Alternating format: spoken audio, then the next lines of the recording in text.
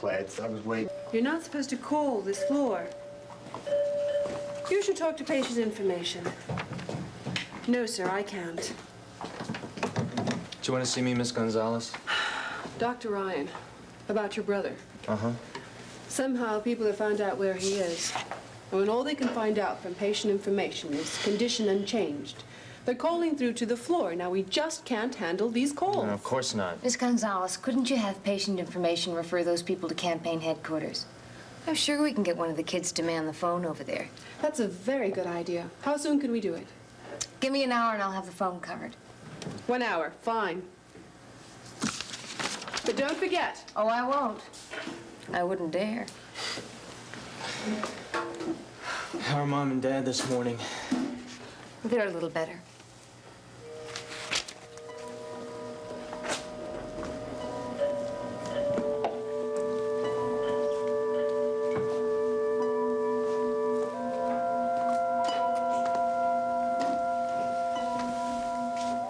We talked to Kathleen and Siobhan last night. That helped. I suppose Kathleen is sure we're all exaggerating and Frank will be up and about in no time. Siobhan wanted to get on a plane first thing this morning to come and help. They don't change, do they? Well, Mother told them to stay where they were and that she'd keep them posted. Good.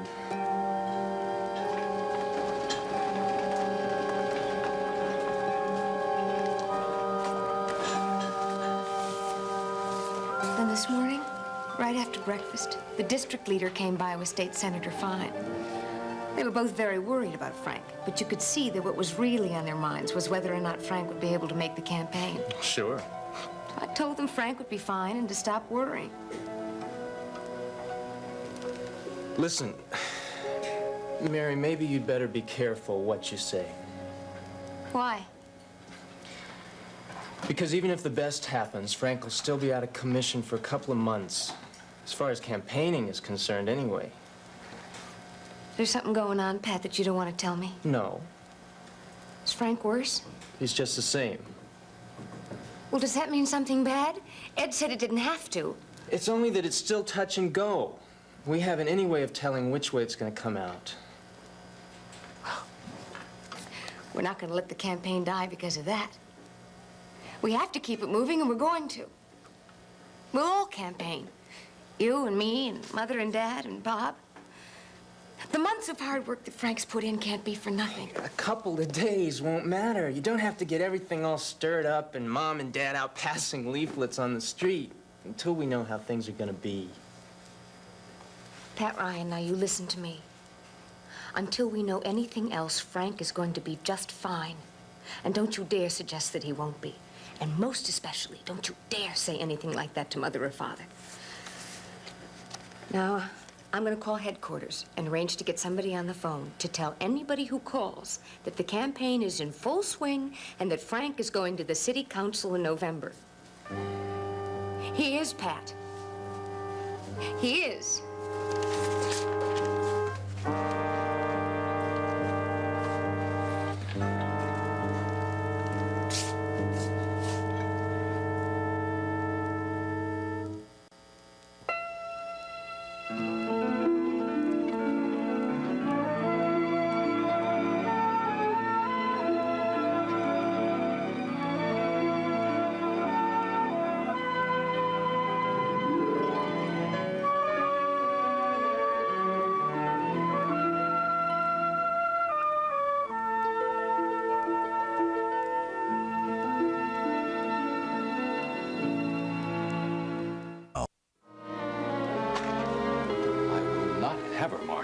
That's all there is to it. I don't want her anywhere near my department. Ed, listen to me now. You don't quite get the picture. No, I get the picture all right. Dr. Nel Beaulac is a spoiled, arrogant, overly aggressive young woman who thinks her project is the only one in the world of any importance. Okay, I'll admit she's coming on very strong about it, but that's not quite the whole picture. Now, what am I missing? She's a Buckminster, pal. You're forgetting that this hospital was heavily endowed by her family. And they've been contributing to Riverside for years. And they've influenced a few other people to do the same. So we owe it to them to give any member of the family a job who happens to wander in here? Nel Beaulac isn't just any member of the family. She's a highly qualified radiologist. And She's the wife of a medical superstar, Seneca Beaulac, whom you may have heard of. Oh, of course I've heard of him. So let him give her a job. Well, that would be fine, except that she wants to work here. Why? Why does she want to force her way in here? She thinks that you've got the best neurological facilities in the whole country. You should be flattered. She's got tremendous respect for you, old buddy. Yeah, so she said. And she's also said that you've got the equipment here that she needs for her research. Oh, I'd happily supply her with a list of other hospitals with the same equipment and may possibly have openings for a neuroradiologist. I don't think she'd be interested. But why? Why this particular hospital? Well, I'll tell you. I really don't know. She's keeping a lot to herself. All I do know is that she's left her husband and his research project out in the Midwest, and she wants to get back to her own work. Well, I'm sorry, but I'm not concerned with her domestic difficulties. Let her look somewhere else. I've already suggested that. She refused to consider it. Well, and maybe she's not as dedicated to her work as she claims she is. Ed, look, I know how you feel. And I don't like to push it, but, well, even if I weren't married to the lady's first cousin, and even if I weren't fond of her personally, I'd still have to ask you to make room for her. Why? Because unless you do, she's going to go to her whole family, the Buckminsters and the Carters. Well, why the Carters? Well, she's related to them by marriage. Oh. She's going to go to both families and raise more hell than any one hospital should ever have to deal with. Do you honestly think she'd go to those lengths to get on the staff here? She said she would. Well, if they know her very well, chances are, if I refused her, they'd even congratulate me for it. I wouldn't count on that. Nell's always been aggressive, yes, but not unreasonable. This isn't typical behavior. I think her personal situation must be putting her under a great deal of strain. So you think I have no choice? That's the way I see it. Okay. But if you want me to hire her, you find the money to pay her salary. No, you find it. I'm sure you'll be glad you did. Well, that remains to be seen. Thanks, Ed. Can I tell Dr. Beaulac you'd like to see her now? Is she still here? She's waiting right outside. Okay, I'll see her. And I'll try and suppress my desires to tell her what I think of doctors who are politicians and who trade on family connections to get positions they're not entitled to. I think that would be wise to suppress that desire. Send her in. Right away.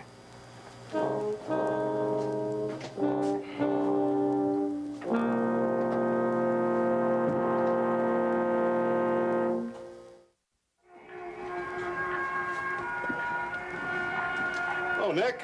Well, if it isn't one of New York's finest. How are you, Bob? I'm okay. How you doing? Making progress, I guess. They tell me I'll be better than ever when I get out of this thing. Yeah, what's the problem? A slip disc. How'd that happen? Darn if I know. Now, I woke up one night with a pain in my back, and I wound up in this contraption. Maybe you got it from lifting too many money bags, Nick. Oh, I wish it was so. I guess you heard Frank Ryan got hurt here last night. Yeah, I heard all about it. It's a real tragedy. I understand he came by to see you yesterday afternoon. That's right. What about? I asked him to come. I was going to offer him a campaign contribution, but he turned it down. Is that right? Jeez, I wonder why. Oh, beats me. He didn't say. What was the meeting really about, Nick? Just what I said. I don't buy that. Well, you don't have to, but that was it. When'd you call him? Yesterday morning, Where? at his campaign headquarters. What time? I don't remember exactly. Who answered the phone? I don't know. One of the workers, I guess. Come on, Bob, have a heart. Don't persecute me. I'm a sick man. Yeah, come on now, Nick. You and I both know Frank would never come over here in the middle of a campaign. Now, why was he here? I told you why he was here. Okay, champ, that's the way you want it. Hey, tell me about this. How's this work? Why? Well, looks very interesting. It's a pressure principle, isn't it? I don't know how it works. Yeah, you just have to maintain just enough pressure to keep that little old disc from slipping again. Hey, now listen, Reid, I don't know what you're getting at, but I told you why your friend was here.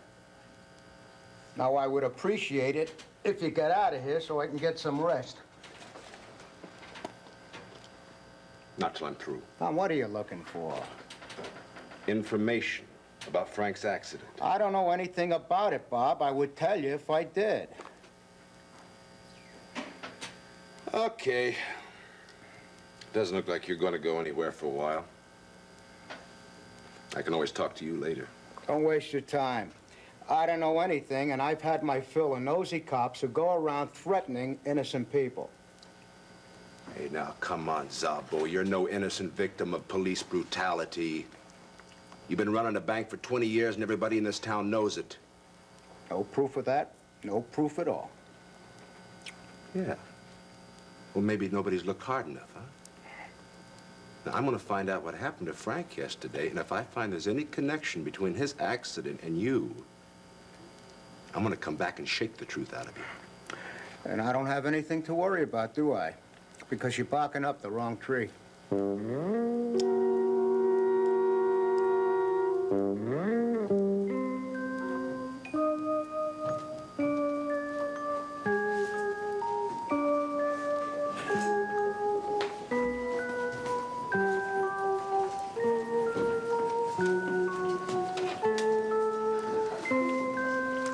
you going home, Dad? No, I just had to get out of the room for a minute. Why don't you and Mary go on down to the cafeteria and have some coffee? No. I want to go back in. It's just lying here. When I think of Frank, I like to think of him moving. Running down the street playing stickball or later football with Bob. Racing down the block to get to college classes on time. Jumping out of a patrol car. Tearing off to law school at night. And campaigning. If there was ever a non-stop campaigner, it was Frank. He'll be back in it in no time, Dad. I just like to see him moving. This is hard to accept. Seeing him there in that bed, lying so still.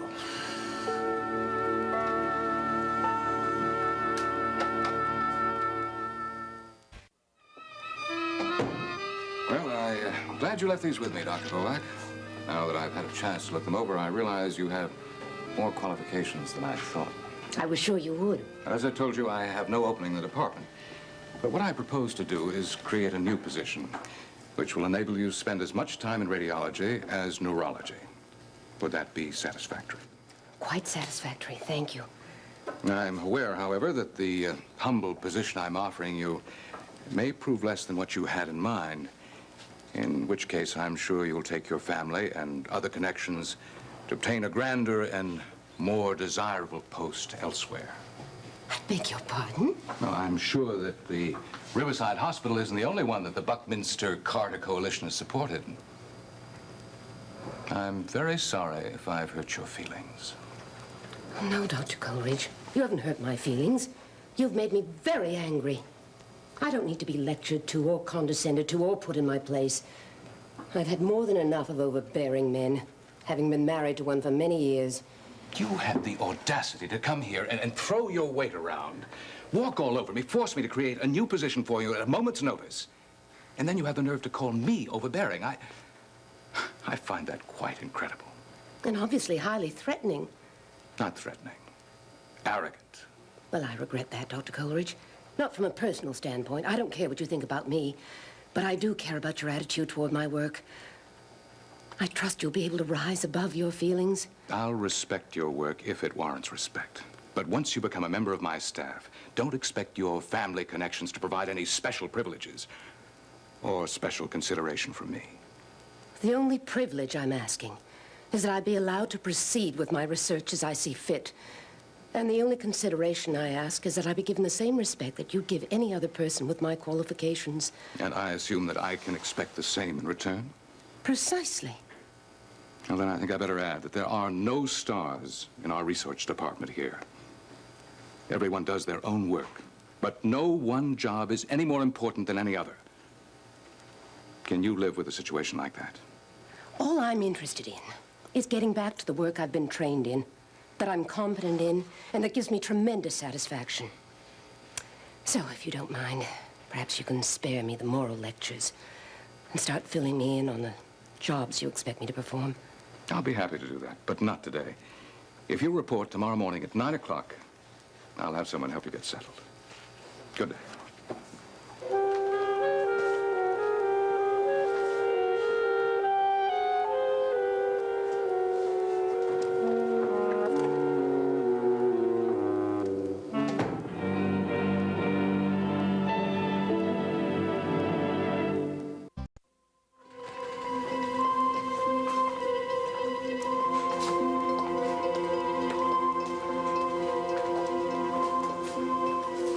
Would you page Dr. Carter for me, please?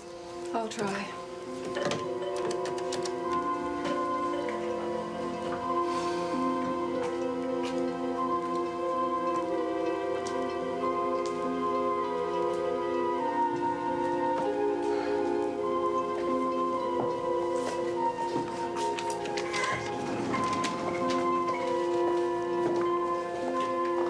Hi, Bob. Hey. What was that all about?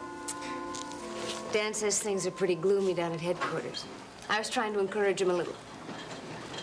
Any change in Frank's condition? Well, it's too soon for any change, really. Tomorrow, probably.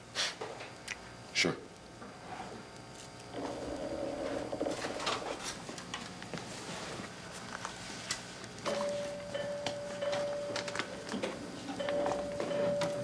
Did you get any sleep last night?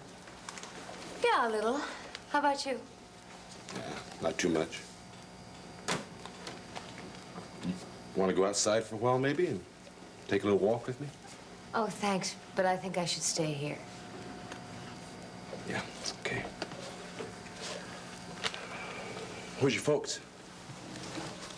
Well, Mother's at home and Dad's in Frank's room. They're taking turns.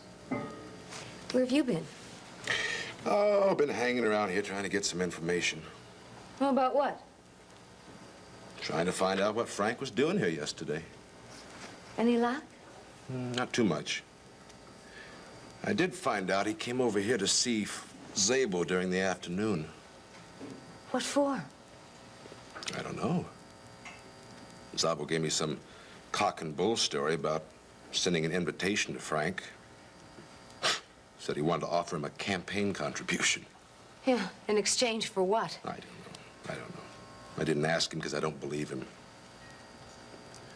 I mean, Mary, you and I know that Frank would never come over here during the middle of a campaign to see Zabo. Not unless it was very important. Certainly not for a campaign contribution. Well, of course not. What I can't figure out is what he was doing with that $6,500 on him. Oh, hey, now, wait a minute.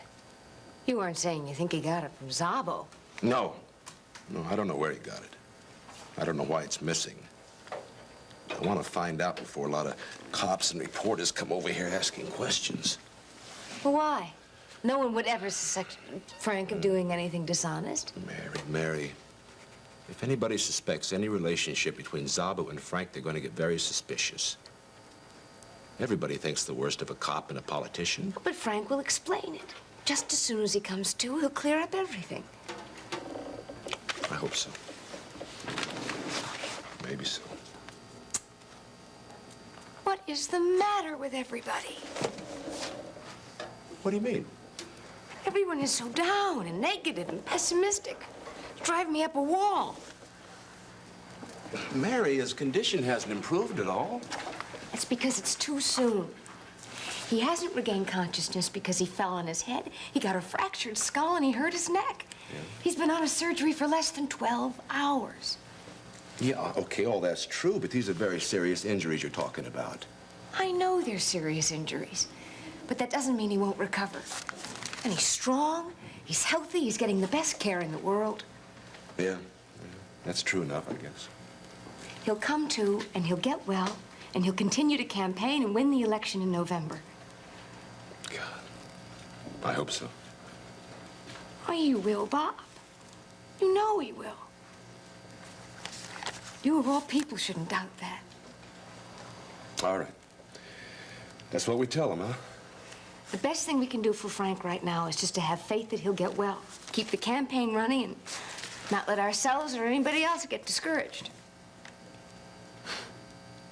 Okay, that's what we do. But I want you to know, Mary, deep down inside, I'm just as scared as you are.